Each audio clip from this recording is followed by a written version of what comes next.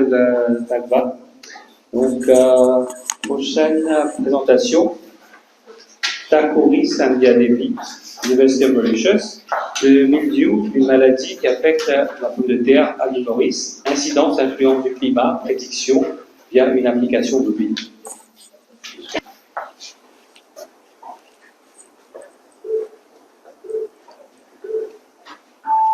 Les frites. Je suis sûre que la plupart d'entre vous en mangent et ce sont vos favoris.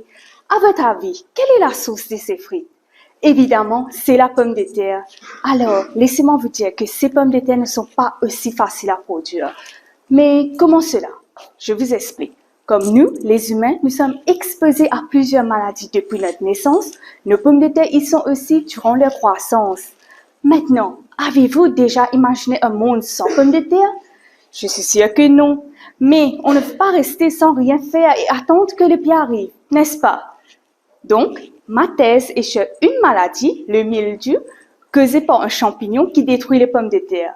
Mais ne portez pas pour ce nom très mignon. Je dois vous dire qu'il est vraiment néfaste pour la pomme de terre.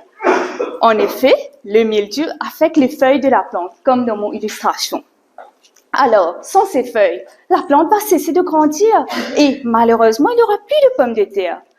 Vous savez, la chose la plus choquante, c'est que le mildiou peut détruire tout un champ de pommes de terre en seulement 3 jours. Mais soyez rassurés que pour tous les problèmes, il y a des solutions. Oui, il existe déjà l'application des produits chimiques sur les plantes contre le mildiou. Mais selon les études réalisées, il y a aussi l'influence climatique sur cette maladie. Par exemple, imaginez que je suis une cultivatrice de pommes de terre et je constate qu'une partie de mon champ est infectée par le mildiou.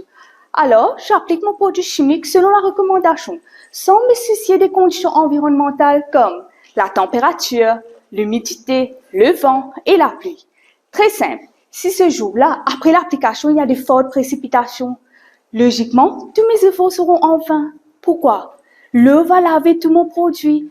Si je vous dis aussi que le mildiou peut se propager par le vent aux champs avoisinants, et le mildiou prolifère mieux à basse température et humidité élevée, vous vous demandez certainement comment serons-nous sur toutes ces conditions favorables pour la propagation de cette maladie? Nous ne sommes pas tous des scientifiques ou météorologues, n'est-ce pas? Effectivement, dans ma thèse, j'ai collecté des données sur l'incidence du mildiou et des conditions environnementales de différentes régions de l'île Maurice. Ces données ont ensuite été utilisées pour concevoir une application mobile, le Dr Plante. Comme but, l'application vise à aider les agriculteurs de pommes de terre à mieux prévoir l'incidence du mildiou et à prendre des actions correctives en conséquence.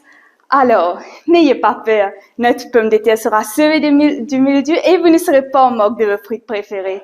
Merci. Merci.